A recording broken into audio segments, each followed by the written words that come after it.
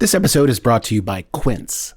Now, if you live in a certain part of the United States right now, your nights may be starting to cool off. They are not here in Los Angeles, and they won't for some time. But if you're in that position, you may be thinking about making your bedroom a little more cozy, and switching to Quince bedding might be the best move you make this season. Quince's bedding delivers high-end materials at half the price of similar brands by partnering directly with top factories using safe, ethical practices that cut out the middlemen so you get the best without the markup. We're still using our Quince sheets right now, and it's really transformed my sleep quality. And the craftsmanship, I did not realize there could be craftsmanship in a sheet. But as it turns out, there is. There's a whole world of sheets out there I didn't understand, guys. Level up your bedding this fall with Quince. Go to quince.com/burger for free shipping on your order and 365-day returns. That's QUINCE.com/burger. Free shipping and 365-day returns. Quince.com/burger. This episode is brought to you by US Cellular. The average person spends 4 hours a day looking at a phone, scrolling and swiping and liking. But when we're with family and friends, we want to be present. US Cellular is a phone company that wants to help us use phones in healthier ways. That's why they created Us Mode. It's like a custom Do Not Disturb that helps you block out distractions and get back to connecting. Visit uscellular.com/built-for-us to get started. Midnight Burger will always be free to listen to, but it's not free to make, so please consider supporting us on Patreon or Apple Podcasts. For early access, ad-free shows, additional content, and our enduring gratitude, just go to patreon.com/midnightburger or subscribe on Apple Podcasts. Previously on Midnight Burger, Gloria is in charge. Pollo en caca. Because Caspar is somewhere? Is this one of those we're trying to break his spirit things, or is this a we're waiting for the guy with the keys thing? And it seems the diner is trapped in a terrifying place called the present. Our time-traveling, dimension-spanning diner is no longer traveling through time or through dimensions. Oh, snap. A prison break. Who's here, Caspar? I don't fucking know. Is this a rescue attempt? Seriously? On a completely unrelated note, hey, remember that time the diner was attacked by that android who could pretend to be everybody's ex? Where's Caspar? Well, good thing we're not gonna see her ever again. Am I right? Okay, let's start the shift.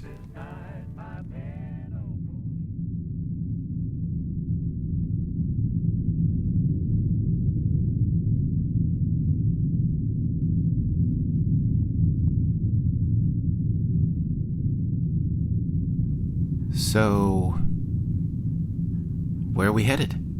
Not sure. If you're taking me somewhere to kill me, the void of space is right outside. We could take care of this right now. I'm not going to kill you. Okay. What are you going to do? Not sure. Okay.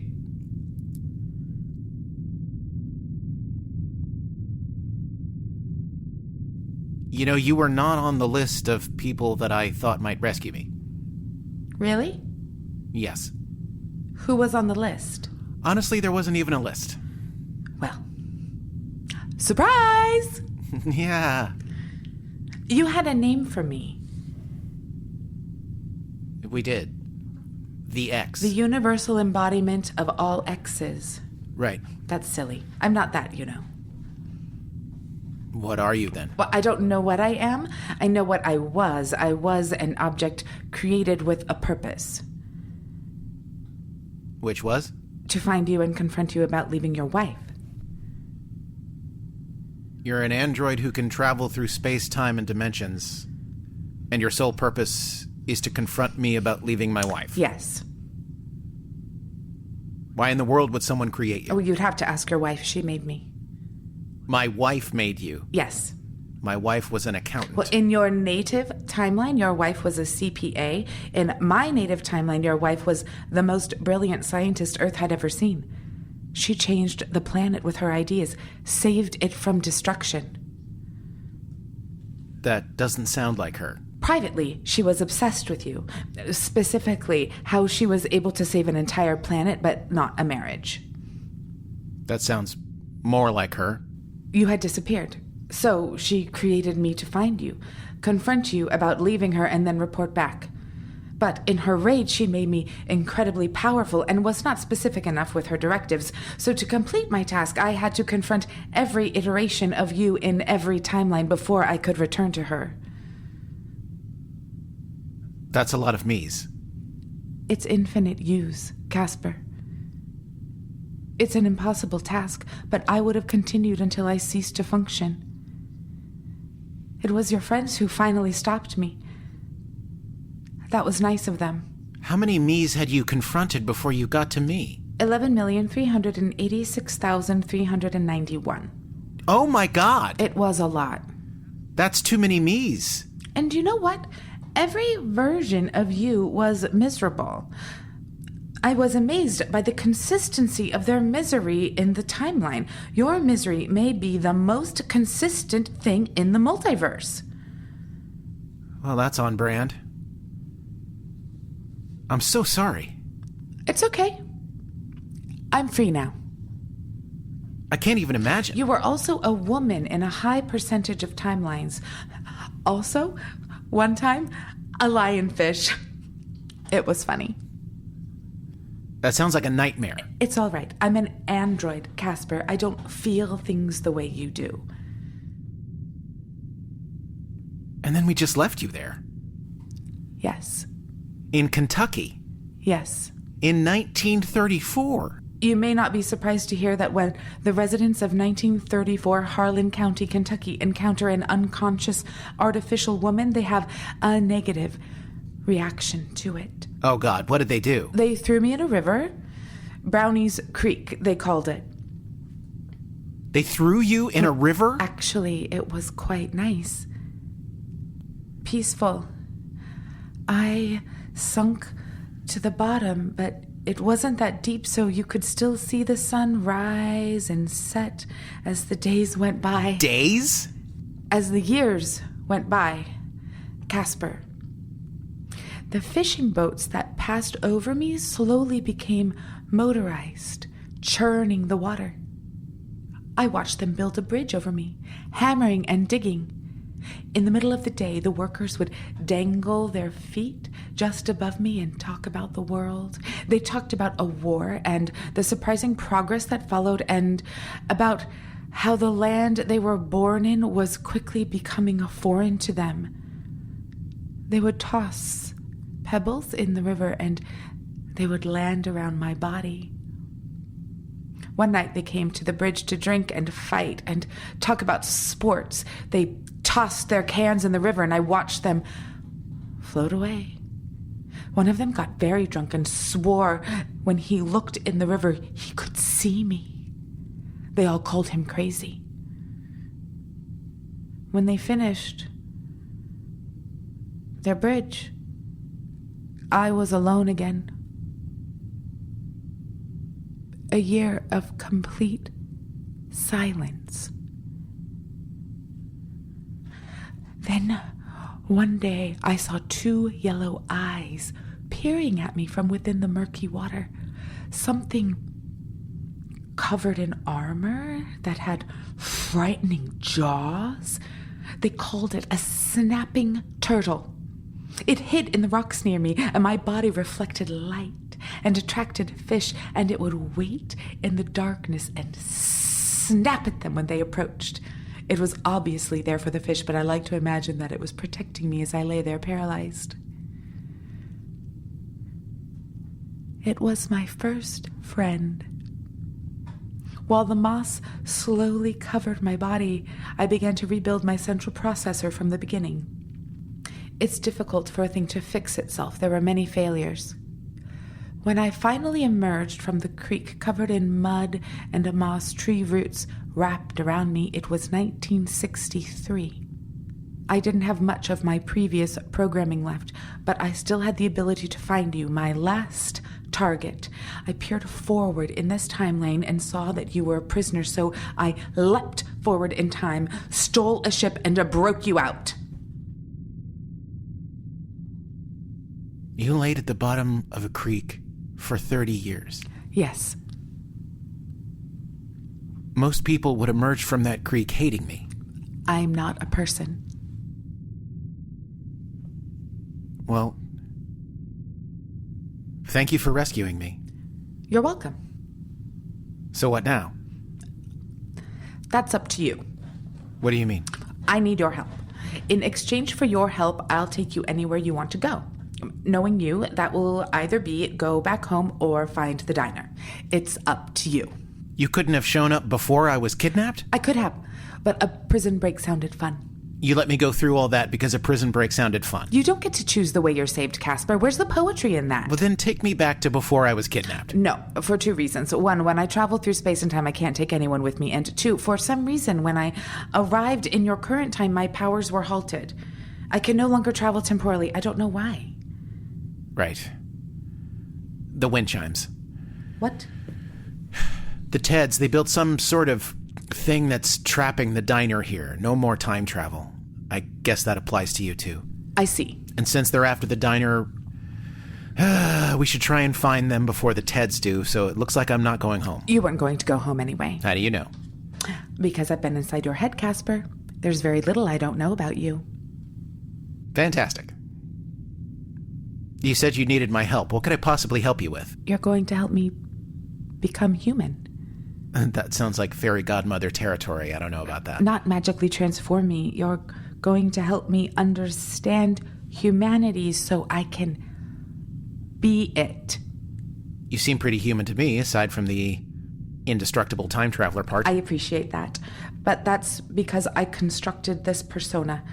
I've been inside the minds of millions of people, and I created myself based on all of them. When I laugh, it's someone else's laugh. My smile is borrowed. None of it is me. It's funny.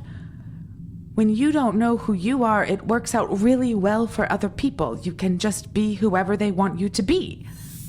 Isn't there someone else you'd rather be talking to right now? Come on, Caspar. Don't you want to argue with me? Yell at me for ruining everything? Justify the things you've done? What else would you like to do? Stop doing that. Sorry. My point is, I can be whatever you want me to be or whatever you don't want me to be. But what is me? You've been inside the minds of millions of people. You don't know what it is to be human? Being inside someone's head isn't the font of information you think it is. Every human being is an ocean of subjectivity. You believe when you see the world that you're getting information, but what a human does is take in information and then tell itself a story. A shepherd stands in a field at night and looks at the night sky. He sees a falling star streak across the horizon and then disappear, but he doesn't know what a shooting star is, so he tells himself a story about gods falling from the sky. You're amazing storytellers, especially the stories you tell yourself. But it's not truth. It's all a fiction on some level. That's why I'm here with you. I need to learn how to tell the story of myself. Well, that's a fascinating sentiment, but I'm not sure I'm a good candidate for figuring all that out. You're the perfect candidate. You're the oldest human I know. You have the most experience. I'm no spring chicken, but I'm not that old. Caspar, I've been inside your head. So? Oh. You don't know. What? Do you remember what Ava calls the diner? Something like a shifting point of null entropy. Yes, null entropy. No decay. So? Did you think you would age while you worked there? Uh-oh. How old? You are 173 years old if you add up all the days. That can't be right. Ava would have picked up on that. Leif, Ava, Gloria, they all came into your life very late, comparatively. They've only been there a few years. Caspar, you lived an entire lifetime in the diner before they showed up. I'm sure you recall the feeling. You walked into an abandoned diner, turned on the radio, and then the days rolled into one another. It's much harder to mark the passage of time with no one around. I'm not sure why. That's another thing I'd like to learn about, how other people create time. Need a minute? Apparently, I've had plenty. Well, don't freak out. Compared to most things, you're still just a kid. I don't feel wise. Good. People who think themselves wise are the real idiots. That sounds familiar. I got it from you. See what I mean? Bits and pieces of other people. No real me. You can help. Okay, fine. If you say so. How about this? The Teds know we're in this ship, so we should probably ditch it for another one. That'll take a day or two. By then, you should be recovered from learning that you're as old as a Bible character. Okay? Yeah, okay. This'll be fun. A dramatic hunt across 3 galaxies. It feels human. This episode is brought to you by US Cellular. The average person spends 4 hours a day looking at a phone, scrolling and swiping and liking. But when we're with family and friends, we want to be present. US Cellular is a phone company that wants to help us use phones in healthier ways. That's why they created Us Mode. It's like a custom Do Not Disturb that helps you block out distractions and get back to connecting. Visit uscellular.com/builtforus to get started. This episode is brought to you by BetterHelp. When life gets complicated, who do you turn to? Your group chat? Random internet strangers? While venting can help, there's a real difference between that and talking with a licensed, clinically trained therapist who can guide you through life's challenges. BetterHelp has been helping people find their perfect therapist match for over 10 years. Their simple questionnaire connects you with one of over 30,000 licensed therapists, and if it's not the right fit, you can switch anytime at no extra cost. Find the one with BetterHelp. Our listeners get 10% off their first month at betterhelp.com/burger. That's betterhelp.com/burger.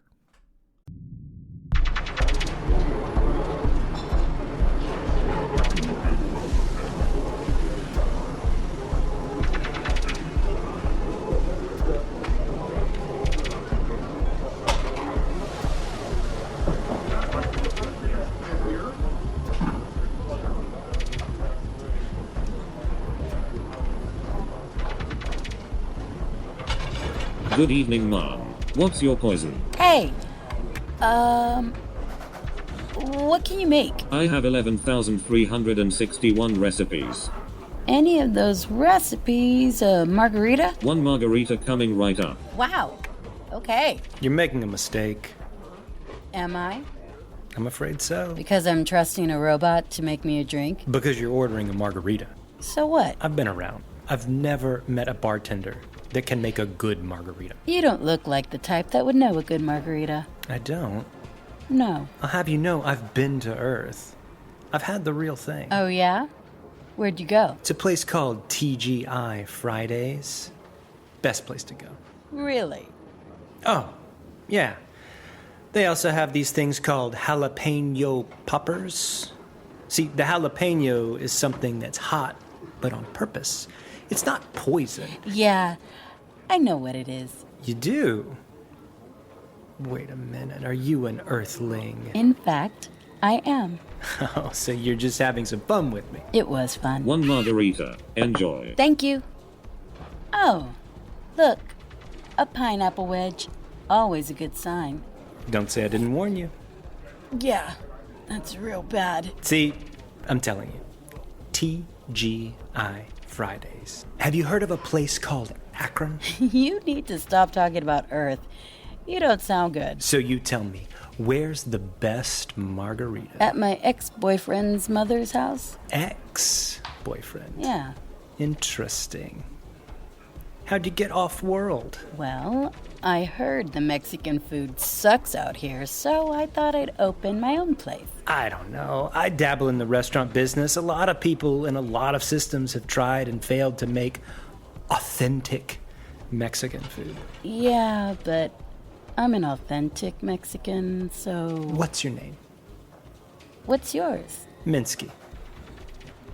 Nice to meet you, Minsky. I'm going back over to my friends now. But we're just getting started. You are. Where's Gloria? She wanted to order a drink at the bar. I think she's putting the vibe out there. What does that mean? You know, the vibe. Gloria's trying to have sex with an alien? Don't say it like that. You'll just freak her out. So what? I think she deserves to have a little fun. It's why we're here tonight. Certainly these excursions for our little family are a wonderful gesture, Leif, but our surroundings are... how to describe it? We weren't expecting you to take us to a moonshine shack, Leif. It's not as bad as it looks. Are people gonna think it's weird that we brought our own radio to the nightclub? All kinds of weird things happen here. It's no big deal. You speak the truth, Leif. That one over there looks like a candied ham. Dearest, that one there looks like he's on fire. He is on fire. And where is here, exactly? Red's rectangle. We're in a nebula. Hard to find if you don't know where to look, so it attracts a particular element. A particular criminal element? Yeah. So, your element, Leif? Guys. First we learned that Leif is a scientist and not a cook. And now we've learned that he was some sort of rogue. So many layers to this onion. You hear that? You're an onion. I just did what anyone in my position would do. I made choices under duress, okay? Which character from The Godfather are you quoting right now? It's not like I enjoyed it or anything. But I'm fascinated. Like, how do you go from physics engineer to Pretty Boy Floyd? You would have too. Look, I told you the story. I found dark matter on Earth. First guy to ever do that, by the way. I found it, collected it, put it in a bottle, and lit a lamp with it. First guy ever. Bragging is my job. Then the Teds show up. They feed me a line about how this invention of mine is too much too soon. That Earth's immature populace would misuse my invention and turn it into a weapon. So to save Earth, I agreed. Anyone would have taken that deal. They didn't ask me. I get out here into the system. I'm working as a cook. Things are going great. I'm a galactic drifter. It's a persona. I'm living it. Didn't take me too long to realize that the whole time, the Teds were feeding me a lie. They weren't scared my invention would destroy Earth. They had other plans. What do the Teds have to gain by keeping Earth in the Dark Ages? Hey, bartender, can you put it on Earth 1 for a second? Sure thing, Leif. Coming up next on Earth 1, more non-stop laughs from your favorite planet full of hot messes. At 800, it's the British Parliament. Watch one of the smallest countries on the planet pretend it still rules the world. Then, at 8:50, it's the New York City public transportation system. New York has all the money in the world, but it's not on the 2 train. Then at 900, Saudi Arabia. Watch them be terrible to basically everybody while the whole world turns a blind eye. That's enough. Oh my God. We're a reality show? We're a network of reality shows, and it's wildly popular. It's the most popular thing in 3 galaxies. The Teds have kept Earth in the Dark Ages because it's funnier? Yes. Holy shit, Leif. Feel like doing crimes now? Kind of. I wasted my life so that some alien race could get good ratings. After that, I stopped being a cook and I started working for Loaf Tracks. Who is Loaf Tracks? A pirate. A space pirate, Leif? They're real. Well, that was enlightening. How'd it go? I was just chatted up at the bar by a very attractive alien. Still got it. Congratulations. See? What did I tell you? We needed a night out. So, Leif, talk to me. How does this work? How does what work? You know, this.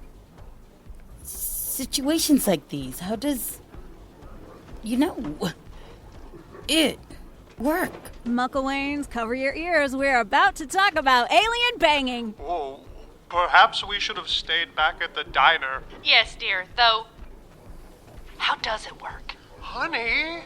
We can't very well say that something is sinful if we don't know exactly what it is we speak of. If God did not appreciate our questioning, we'd still be stuck in the old Church of Rome, dear. Now let's listen in. What are you worried about? What am I worried about? Let's see, everything. This person at the bar. They're into you, you're into them. What's the problem? Don't play dumb with me. You know what the problem is. Do I? He's from another planet, Leif. Gloria, I'm going to need you to say the words. Teach me to have sex with an alien, Leif. Oh, my. Such a long way from Phoenix. Congratulations! You've taken your first step into a wider multiverse. I need you to not enjoy this too much. I'll try. Let's go over some basics. First, get yourself in the right headspace.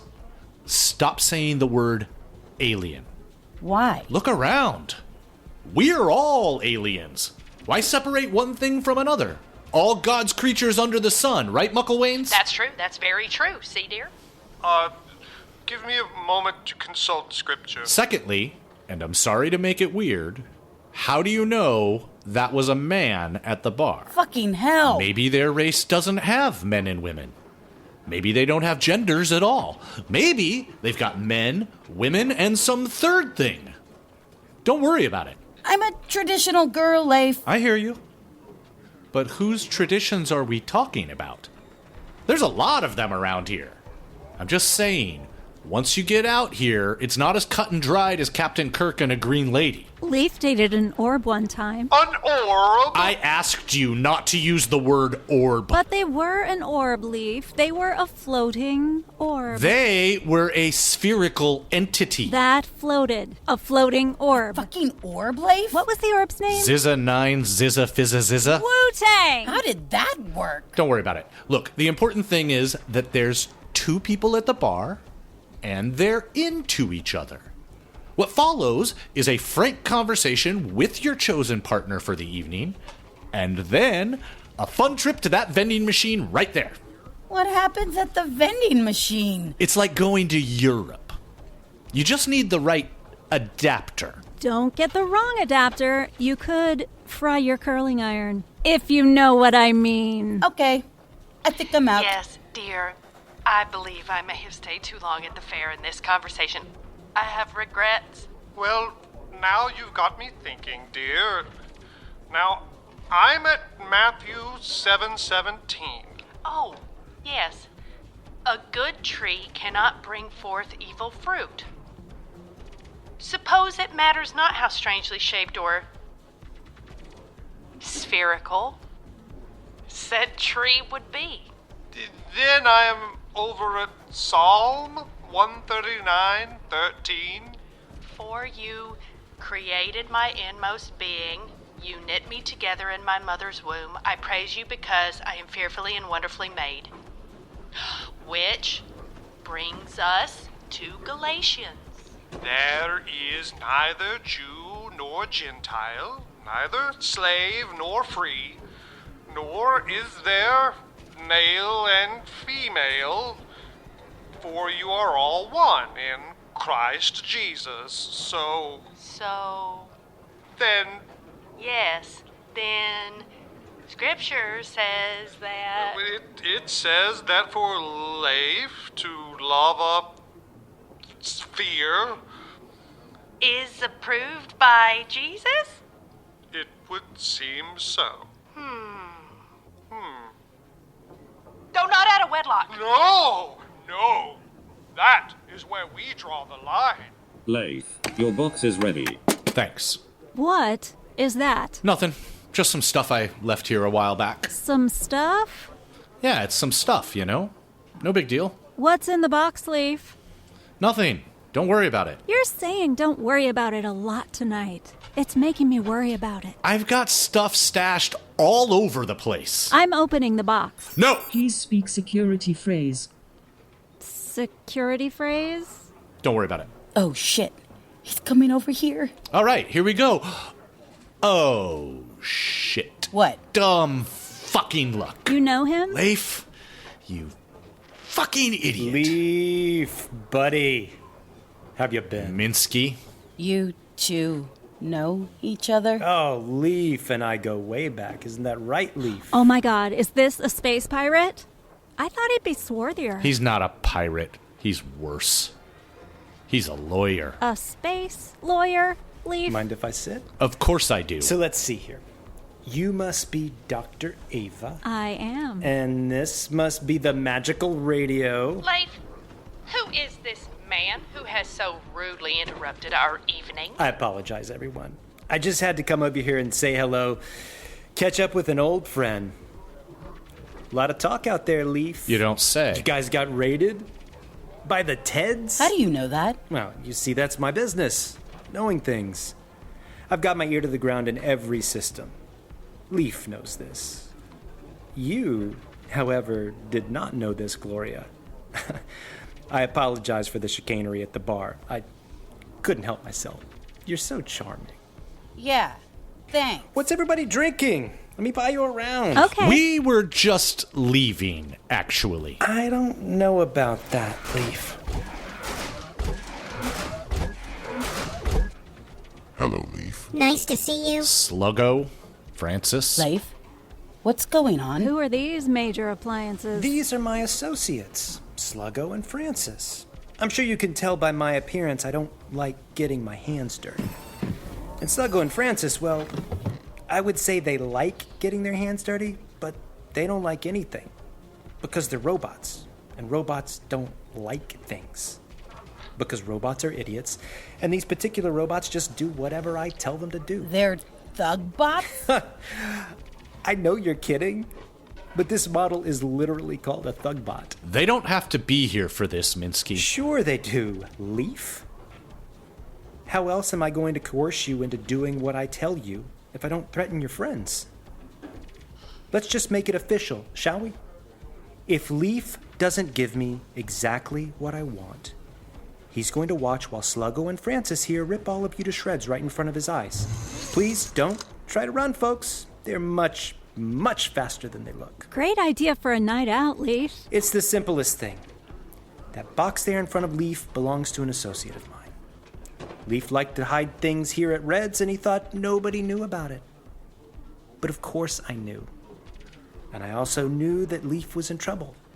So I set up camp at the bar, and I waited for Mr. Predictable here to make a run for his stash. Let me guess. He said you guys deserved a night out. Son of a bitch, Leif! Don't worry, folks. Leif here is an old softy. There's no way he'd let any of you get hurt on his account, so I'm sure he'll do exactly what I say. The box is right there. Why don't you just take it? Well, it's complicated, Gloria, for a couple of reasons. First, the box you see in front of him is called a crush box. If Leif doesn't say the right security phrase, it instantly sucks all the oxygen out of the environment and compresses it into a little pellet, makes it hard for most things in here to survive. Secondly, Leif is one of the smartest guys I know. And right now he's trying to figure out a way out of this predicament that he finds himself in without giving me what I want. He'll eventually realize there's no way out, though. I've got all night, so let's give him some time, shall we?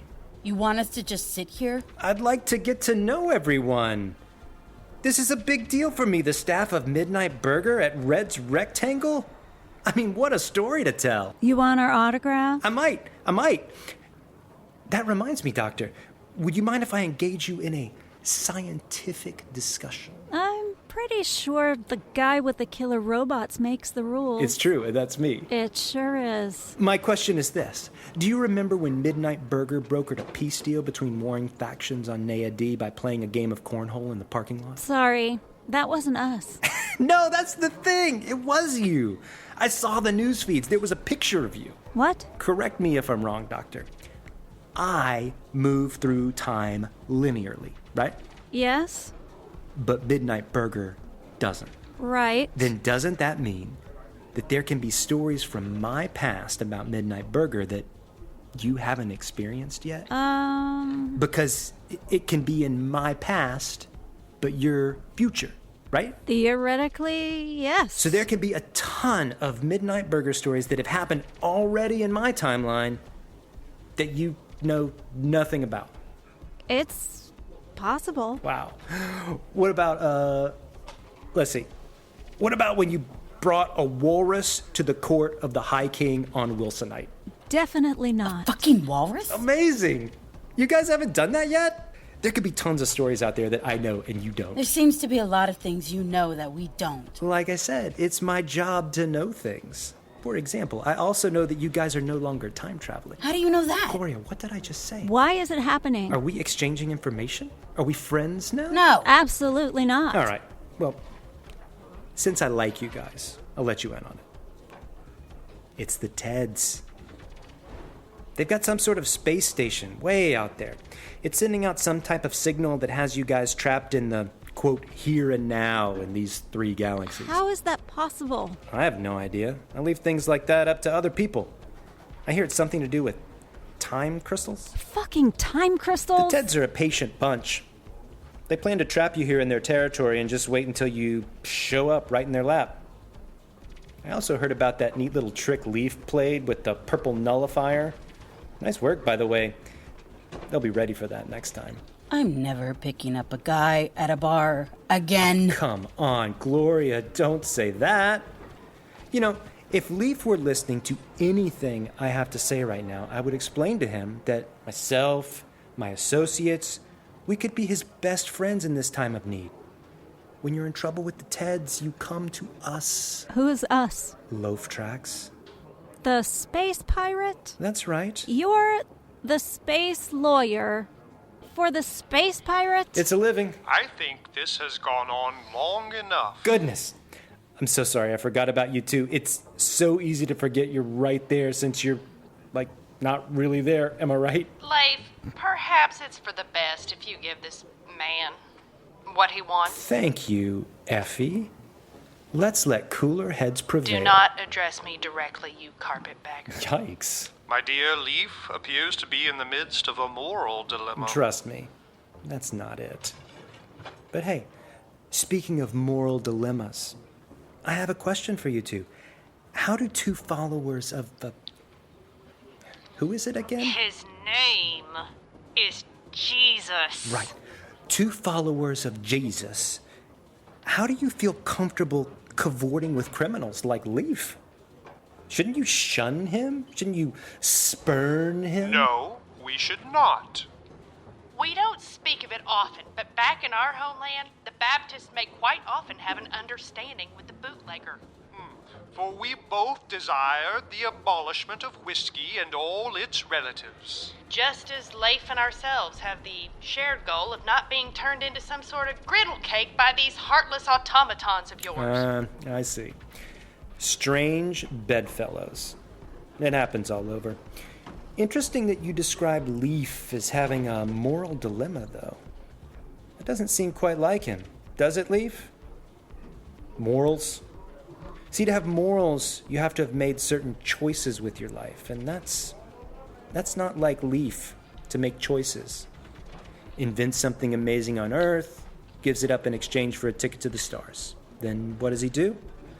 Drifts around for a while, cooks some food. Then he realizes he's been conned by the Teds. What does he do then? Does he return to Earth to try to rectify his mistake? No, that would require bold choices, wouldn't it? Leif's not about that. He just becomes a criminal. Now, of course you're saying, hey, becoming a criminal is a bold choice. You put on a mask, you rob some banks, but no, that's not actually what Leif does. What Leif does is help criminals commit crimes, making sure they have everything they need, which I'll grant you is still a crime, but I think we can all agree it's the most non-crime way to be a criminal. Always just dangling his feet in the water. He doesn't even commit to that. He becomes a cook on a time-traveling, dimension-spanning diner, zipping around the multiverse, making hamburgers for the downtrodden, like that's gonna do any good. So much potential, Leif. You could have been so much. Instead, you're just a toddler's toy on the floor, battered around until you finally end up under the couch. What a waste. Well, I've said my piece. and I still haven't gotten what I want. Which means I'm going to have to pick up the pace a little bit. I've been told Loaf Tracks would like a word with Dr. Ava, so I'm afraid the violence is going to have to start with you, Gloria. Sure thing, boss. Nothing personal, Gloria. Leif? Gloria, which of your arms do you like the best? Leif, just give him what he Minsky, wants. just take me in the box. Take me to Loaf Tracks. You're mistaking this for a negotiation, Leif. God damn it, Leif, enough already. I can't. You know what? I'll choose. Sluggo, take the left arm, please. Sluggo, Francis, what are you waiting for? Guys? Well now, this is quite a thing, isn't it? Oh my God. Honey, look at you. You look as though my daddy's tractor had legs. The fuck is happening? And look at you, husband. You look like some kind of overgrown potato bug. Holy shit! How'd you guys do I that? do seem to have 4 arms, don't I? What do you suppose they're all for? What the hell is this? I'm unsure, dear, but I can think of what mine are for. This isn't the last of me, Leif. You can't run for... Ow! Ow! Ow! Ow! You have yourself a seat right here, Mr. Fancy Lawyer. You're hurting me! Don't try and run now. As you were saying, we're much faster than we look. Indeed. We won a whole 3-legged race at the country fair, sir. Oh, we did win that race. Yes, dear. It was a wonderful time. You did so well in that race, darling. Thank you, honey. We won a whole pie. Okay. No need to get out of hand. I'm sure we can come to an agreement. Yes, here's the agreement we're coming to. You're gonna agree that we're leaving, and we're gonna agree not to twist your tail off like a crawfish. You understand me? I understand. Ava, grab the wireless. Leif, grab that box of yarn. Gloria, please do pick a better dance partner in the future. Yeah, this was a bad start for me. Get gone, y'all. And one last thing before we depart. Sir, you are employed by evil forces. Please inform them that though we may look like sheep in the field, we are watched over by a mighty force. His name is Jesus Christ. And if you think this is the only trick up his sleeve, I suggest you read of Moses in the land of the Pharaoh. Oh, next time it'll be the frogs. Boss? What's happening? Where did they go? Who the fuck are these people? This episode is brought to you by U.S. Cellular. The average person spends 4 hours a day looking at a phone, scrolling and swiping and liking. But when we're with family and friends, we want to be present. U.S. Cellular is a phone company that wants to help us use phones in healthier ways. That's why they created Us Mode. It's like a custom Do Not Disturb that helps you block out distractions and get back to connecting. Visit uscellular.com/builtforus to get started. DSW, Designer Shoe Warehouse, is the one-stop shop for all your footwear needs. With sneakers, boots, and everything in between for every style, mood, and occasion, you'll definitely find shoes that get you at prices that get your budget. DSW has what you need, but more importantly, they have what you didn't even know you wanted. You never know what you'll find at DSW. Find the shoes that get you at prices that get your budget at DSW stores or DSW.com. And about you, partner. Your corner's all, and now the gal across the hall. The first couple bow and swing, and the jet around the outside ring. Anyway, it's called panpsychism, the idea being that each atom has a certain amount of consciousness. And when atoms arrange themselves into complicated structures, that's when consciousness as we know it would manifest itself. But look at you guys! Where are the atoms, guys? Where are you? We're right here, Ava. Ava, anytime you want to just start calling them miracles, we're here for you. Oh, whatever. Where's Gloria? She's in the back. I think she was a little shaken up by... Outside. Now. Bring the damn box. Oh, Leif is in trouble. Oh. Shut up. Gloria, I'm really sorry. I like both of my arms, Leif. I'm glad I got to keep them. I wouldn't have let him do that. How do I know that? What? As it turns out, you're a big pile of bullshit. That's not true. Ever since I got here, you're a bullshit pile. No, I'm not. Why didn't you tell me about any of this? Because I'm ashamed. Okay? I'm ashamed of it.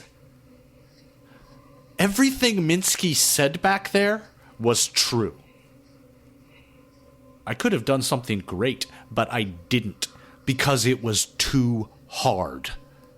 I could have fought for the right thing, but it was too hard, so I just became a criminal.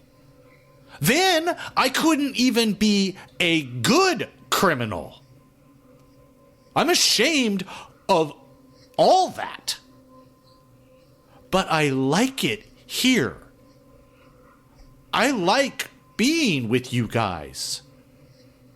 I didn't tell you because... Leif, I'm a taquiera in space. I'm running away from a virus and a heartbreak and bullshit. Ava's running away from some kind of misogyny, but for smart people that I don't really get yet. But suffice to say, I'm glad now that I didn't go to college. God knows what Caspar was running from. But none of us are running from ourselves. Because you can't. No matter where you go, there you are. So stop the bullshit, okay? Just be you. Okay. Now, open the box, Leif. Actually, I think it's probably safer if we keep it closed. Leif, open the fucking box. Please speak security phrase.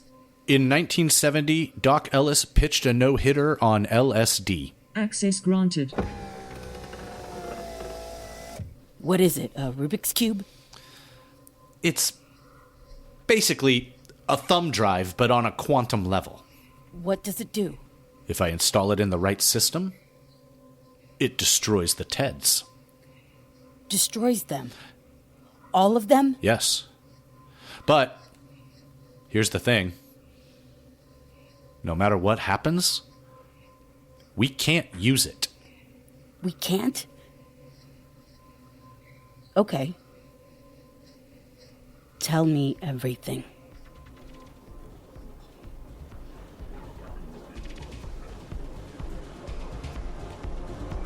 What is this place? It's crazy. Red's rectangle. It's a meteor inside of a nebula. There's a bar here Leif used to tell me about. I thought we could go there, ask around. I don't know. What are you drinking? It's a margarita, but it's a yard long. They call it a yard. Do you want some? No. Why are you drinking it? Well, I can't help it. I tend to mimic my surroundings. Am I blending in? There's like 27 different races here. Nobody's blending in. How about if I do this? You guys, I'm so hammered right now. Would you help me look for this place, please? Sorry. Caspar? It's Caspar, right? Do I know you? Sorry. The name's Minsky. I'm a friend of Leif's. You are? Have you seen him? Wait, what kind of friend? The best kind. The kind that's concerned for his safety. Oh, yeah? He's told me all about you. I heard you got nabbed by the Teds. Did you escape? Yeah, when did he tell you about me? Don't worry about it. How about you come with me? We'll track down Leif. Who's this guy? I think we're good, actually. Thanks. Caspar, I've had a very long day. How about you come with me? Who are these guys? Hello, Caspar. Nice to meet you. Caspar, I'm just going to cut to the chase. You're going to come with me now, and you're going to help me find Leif. Oh, so this is one of those asking me politely but not really asking me situations. I'm afraid so. Here's the problem. You won't have to worry about a thing. You can even take your sex bot with you. Excuse me, his what? No kink shaming. Hold my yarg. Wait, what are you doing? Oh my God! You want some? Please, no.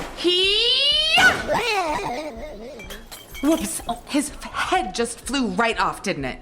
Uh-huh. I'll be right back. What the fuck? So, she's not a sex bot. And thank God, am I right? Do you have any idea how much these bots cost? Listen, she's going to finish up with your boy any time now, and will probably just start in on you when she's done. So how about you tell me everything you know before she beats it out of you? Who the fuck are you people? Ridiculous excuse for a technological advancement. We run a diner. And about you, partner. Your corner's all. And now the gal across the hall. The first couple bow and swing. And the gent around the outside ring. Okay, everybody into the square dance to celebrate our Monte Cristo level and above supporters. Wilson, Billy, Aiden, Bert, Bethany, Cinnamon, Melvis Gray Mystery, Deodan, Ruth McCormick, Existentially Exhausted Bean, Special K, Naya, Anna, Ben and Jessica, Bear Keeper Levi. And let's not forget our old friend Todd. Thanks for listening to Midnight Murder, y'all. Be sure and tune in this time next month for more adventures in the vastness. And if time and tide roil you too harshly, or diurnal courses leave you with no safe havens, just remember, we're out there, somewhere, looking for you. We open at 6. And I meet your lady with the left hand round, your corner lady with the right hand round. Partner left, you all the way around. And a right hand lady with the right hand round. And go back home and swing. Everybody swing. The Fable and Folly Network, where fiction producers flourish. This show is sponsored by BetterHelp. It's a simple truth. No matter who you are, mental health challenges can affect you, and how you manage them can make all the difference. That's why everyone should have access to mental health support that meets them where they are and helps them get through. BetterHelp provides online therapy on your schedule. It's flexible, simple to use, and more affordable than in-person therapy. Connect with a licensed therapist selected just for you. Learn more at betterhelp.com. That's betterhelp.com.